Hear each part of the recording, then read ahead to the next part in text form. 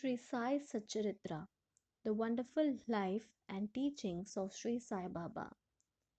Chapter 4, Sai Baba's first advent in Shirdi. Mission of the Saints, Shirdi, her holy Tirth, personality of Sai Baba, dictum of Gauli Bua, appearance of Vittal, Shirsagar's story, Dasganu's bath in Prayag, Immaculate Conception of Sai Baba, and his first advent in Shirdi, three Vadas. In the last chapter, I described the circumstances which led me to write Sai Satcharita. Let me now describe the first advent of Sai Baba in Shirdi. Mission of the Saints. Lord Krishna says in Bhagavad Gita, chapter 4, verses 7 8, that whenever there is a decay of dharma, righteousness, and an ascendancy of unrighteousness, I manifest myself, and for the protection of the virtuous, the destruction of the vicious, and for the establishment of righteousness, I manifest myself in age after age. This is the mission of Lord and the sages and saints who are his representatives and who appear here at proper times help in their own way to fulfill that mission. For instance, when the twice born, that is, the Brahmins, the Kshatriyas, and the Vaishyas, neglect their duties, and when the Shudras try to usurp the rights of the higher classes, when spiritual preceptors are not respected but humiliated, when nobody cares for religious instructions, when everybody thinks himself very learned, when people begin to partake of forbidden foods and intoxicating drinks, when under the cloak of religion people indulge in malpractices, when people belonging to different sects fight amongst themselves, when Brahmins fail to do Sandhya adoration and the Orthodox their religious practices, when yogis neglect their meditation, when people begin to think that wealth, progeny, wife, and their sole concern, and thus turn away from the true path of salvation, then do saints appear and try to set matters right by their words and action. They serve us as beacon lights and show us the right path and the right way for us to follow. In this way, many saints, that is, Nivriti, Jnanadev, Muktabai, Namdev, Ghora, Gonai, Ekanath, Tukaram, Narahari, Narsibhai, Sajan Kasai, Savata, Ramdas, and various others did appear at various times to show the right path to the people, and so presently came Sri Sai Baba of Shirdi. Shirdi, her holy Tirth. The banks of the Godavari River in the Ahmednagar district are very fortunate, for they gave birth and refuge to many a saint, prominent amongst them being Jnaneshwar. Shirdi also falls in the Kopargaon taluka of the Ahmednagar district. After crossing the Godavari River at Kopargaon, one gets the way to Shirdi. When you go 3 kos, you come to Nimgwan, from whence Shirdi is visible. Shirdi is as famous and well known as other holy places like Gangapur, Narshinvadi, Audambar on the banks of Krishna river. As the devotee Damaji flourished in and blessed Mangal Veda as Samarth Ramdas at Sajjangad, as Sri Narasimha Saraswati at Saraswativadi, so Sainath flourished at Shirdi and blessed it. Personality of Sai Baba. It is on account of Sai Baba that Shirdi grew into importance. Let us see what sort of a personage Sai Baba was. He conquered this samsar, which is very difficult and hard to cross. Peace or mental calm was his ornament, and he was the repository of wisdom. He was the home of Vaishnava devotees, most liberal amongst liberals, the quintessence of all essences. He had no love for perishable things and was always engrossed in self realization, which was his sole concern. He felt no pleasure in the things of this world or of the world beyond. His antarang was as clear as a mirror, and his speech always rained nectar. The rich or poor people were the same to him. He did not know or care for honor or dishonor. He was the Lord of all beings. He spoke freely and mixed with all people, saw the actings and dances of nautch girls, and heard cudgel songs. Still, he swerved not an inch from Samadhi. The name of Allah was always on his lips. While the world awoke, he slept, and while the world slept, he was vigilant. His abdomen was as calm as the deep sea. His ashram could not be determined, nor his actions could be definitely determined, and though he sat in one place, he knew all the transactions of the world. His darbar was imposing. He told daily hundreds of stories, still he swerved not an inch from his vow of silence. He always leaned against the wall in the masjid or walked morning, noon, and evening towards Lendi and Chavadi. Still, he at all times abided in the self. Though a Siddha, he acted like a Sadhaka. He was meek, humble, and egoless, and pleased all. Such was Sai Baba, and as the soil of Shirdi was trodden by Sai Baba's feet, it attained extraordinary importance. As Jnaneshwar elevated Alandi, Ekanath did to Python, so Sai Baba raised Shirdi. Blessed are the grass, leaves, and stones of Shirdi, for they could easily kiss the holy feet of Sai Baba and take their dust on their head. Shirdi became to us devotees another Pandharpur, Jagannath, Dwaraka, Banaras, and Rameshwar, Badrikedaar, Nashik, Trayambakeshwar, Ujjain, and Mahakaleshwar or Mahabaleshwar Gokarn. Contact of Sai Baba in Shirdi was like our Veda and Tantra. It quieted our samsara and rendered self realization easy. The darshana of Sri Sai was our yoga sadhana, and talk with him removed our sins. Shampooing his legs was our bath in Triveni Prayag, and drinking the holy water of his feet destroyed our desires. To us, his commands were Vedas, and accepting his yudi and prasad was all purifying. He was our Sri Krishna and Sri Rama who gave us solace, and he was our Parabrahma. He was himself beyond the pair of Dvandvas, never dejected nor elated. He was always engrossed in his self as existence, knowledge, and bliss. Shirdi was his center, but his field of action extended far wide to Punjab, Calcutta, North India, Gujarat, Dhaka, and Konkan. Thus the fame of Sai Baba spread far and wide, and people from all parts came to take his darshana and be blessed. By mere darshan, minds of people, whether pure or impure, would become at once quiet. They got here the same sort of unparalleled joy that devotees get at Pandharpur by seeing Vitthal Rakumai. This is not an exaggeration. Consider what a devotee says in this respect. Dictum of Gauli Bua. An old devotee by name Gauli Bua, aged about 95 years, was a Varkari of Pandari. He stayed 8 months at Pandharpur and 4 months Ashadha to Kartik on the banks of the Ganges. He had an ass with him for carrying his luggage and a disciple as his companion. Every year he made his wari or trip to Pandharpur and came to Shirdi to see Sai Baba, whom he loved most. He used to stare at Baba and say, "This is Pandarinath Vittal incarnate, the merciful Lord of the poor and helpless." This Gauli Bua was an old devotee of Vithoba and had made many a trip to Pandari, and he testified that Sai Baba was real Pandarinath. Vittal himself appeared.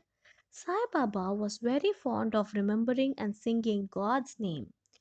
He always uttered Allah Malik and in his presence made others sing God's name continuously day and night for 7 days. This is called Nama Saptaha. Once he asked Daskanu Maharaj to do the Nama Saptaha, he replied that he would do it provided he was assured that Vittal would appear at the end of the seventh day. Then Baba, placing his hand on his breast, assured him that certainly Vittal would appear, but that the devotee must be earnest and devout. The Dhankapuri of Thakurnath, the Pandari of Vittal, the Dwaraka of Rachod is here. One need not go far out to see Dwaraka. Will Vittal come here from some outside place? He is here. Only when the devotee is bursting with love and devotion, Vittal will manifest himself here. After the Saptaha was over, Vittal did manifest himself in the following manner. Kaka Sahib Dixit was as usual sitting in meditation after the bath and he saw Vittal in a vision. When he went at noon for Baba's darshana, Baba asked him point blank, "Did Vittal Patel come? Did you see him? He is a very truant fellow. Catch him firmly, otherwise he will escape if you be a little inattentive." This happened in the morning, and at noon there was another Vittal darshana. One hawker from outside came there for selling 25 or 30 pictures of Vithoba. This picture exactly tallied with the figure that appeared in Kaka Sahib's vision. On seeing this and remembering Baba's words, Kaka Sahib Dikshit was much surprised and delighted. He bought one picture of Vithoba and placed it in his shrine for worship. Bhagwant Rao Shirsagar's victory. How fond was Baba for Vittal worship was illustrated in Bhagwant Rao Shirsagar's story. The father of Bhagavant Rao was a devotee of Vithoba and used to make buris to Pandharpur. He also had an image of Vithoba at home which he worshipped. After his death, the son stopped everything, the wari, the worship, and the Shraddha ceremony, etc. When Bhagavant Rao came to Shirdi, Baba, on remembering his father, at once said, "His father was my friend, so I dragged him here. He never offered Naivedya, and so he starved Vittal and me. So I brought him here. I shall remonstrate him now and set him to worship." Das Kanu's bath in Prayag. The Hindus think that a bath in the holy Tirth of Prayag, where the Ganga and Yamuna meet, is very meritorious, and thousands of pilgrims go there at periodical times to have the sacred bath there. Once Das Kanu thought that he should go to Prayag for a bath and came to Baba to get his permission for doing so. Baba replied to him, "It is not necessary to go so long. Our Prayag is here, believe me." Then, wonder of wonders, when Das Kanu placed his head on Baba's feet, out came or flowed streams of Ganga Yamuna water from both the toes of Baba. Seeing this miracle, Daskanu was overwhelmed with feelings of love and adoration and was full of tears. Inwardly, he felt inspired and his speech burst forth into a song in praise of Baba and his Leelas. Immaculate Conception of Sai Baba and his first advent in Shirdi. Nobody knew the parents, birth, or birthplace of Sai Baba. Many enquiries were made, many questions were put to Baba and others regarding these items, but no satisfactory answer or information has yet been obtained. Practically, we know nothing about these matters. Namded and Kabir were not born like ordinary mortals. They were found as infants in mother of pearls, Namdev being found on the bank Bhimrati river by Gonai and Kabir on the bank Bhagirathi river by Tamal. Similar was the case with Sai Baba. He first manifested himself as a young lad of 16 under a neem tree in Shirdi for the sake of bhaktas. Even then, he seemed to be full with the knowledge of Brahman. He had no desire for worldly objects, even in dream. He kicked out Maya and Mukti and serving at his feet. One old woman of Shirdi, the mother of Nana Chopdar, described him thus: this young lad, fair, smart, and very handsome, was first seen under the neem tree seated in an asan. The people of the village were wonderstruck to see such a young lad practicing hard penance, not minding heat and cold. By day he associated with none. By night he was afraid of nobody. People were wondering and asking whence this young chap had turned up. His form and features were so beautiful that the mere look endeared him to all. He went to nobody's door, always sat near the neem tree. Outwardly he looked very young, but by his action he was really a great soul. He was the embodiment of dispassion and was an enigma to all.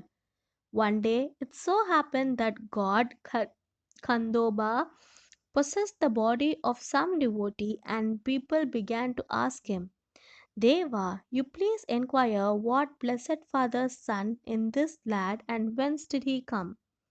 God Khandoba asked them to bring a pick axe and dig in a particular place. When it was dug, bricks were found underneath a flat stone. When the stone was removed, a corridor led to a cellar where cow mouth shaped structures, wooden boards, necklaces were seen. Khandoba said, this lad practiced finance here for 12 years. Then the people began to question the lad about this. He put him off the scent by telling them that it was his guru's place, his body Vatan, and requested them to guard it well. The people then closed the corridor as before. As Ashwatha and Audambar trees are held sacred, Baba regarded this neem tree equally sacred and loved it most. Masalapati and other Shirdi devotees regard this site as the resting place, Samadhi Sthana of Baba's Guru, and prostrate before it. Three Vadas. The site with the neem tree and surrounding space was bought by Mr. Hari Vinayak Sate, and on this site a big building styled Sate's Vada was erected. This Vada was the sole resting place for pilgrims who flocked here. A par was built round the neem tree and lofts with steps were constructed. Under the steps there is a niche facing south and devotees sit on the platform facing north. It is believed that he who burns incense there on Thursday and Friday evenings will, by God's grace, be happy. This Bada was old and dilapidated and wanted repairs. The necessary repairs, additions, and alterations have been made now by the Sansthan. Then, after some years, another Vada, Dixit's Vada, was constructed. Kaka Sahib Dixit, solicitor of Bombay, had gone to England. He had injured his leg by an accident there. The injury could not got rid by any means. Nana Sahib Chandorkar advised him to try Sai Baba. So he saw Sai Baba in 1909 AD and requested him to cure rather the lameness of his mind than that of his leg. He was so much pleased with the darshana of Sai Baba that he decided to reside in Shirdi. So he built a vada for himself and other devotees. The foundation of this building was laid on 10/12/1910. On this day, two other important events took place. Mr. Dada Sahib Khapadre was given permission to return home, and the night aarti in Chavadi was commenced. The Vada was complete and was inhabited on the Ramanavami day in 1911 AD with the rites and formalities. Then another Vada or palatial mansion was put up by the famous millionaire Mr. Booty of Nagpur. Lots of money was spent on this building, but all the amount was well utilized as Sai Baba's body is resting in this Vada, which is now called the Samadhi Mandir. The site of this mandir has formerly a garden which was watered and looked after by Baba. Three Vadas thus sprang up where there was none formerly. Of these, Satesvada was most useful to all in the early days. The story of the garden attended to by Sai Baba with the help of Vaman Tatya, the temporary absence of Sai Baba from Shirdi and his coming again to Shirdi with the marriage party of Chand Patil, the company of Devi Das, Janaki Das and Ganga Gir. Baba's wrestling match with Mohiddin Tamboli residents in Masjid, love of Mr. Dengali and other devotees and other incidents will be described in the next chapter. Bow to Sri Sai, peace be to all.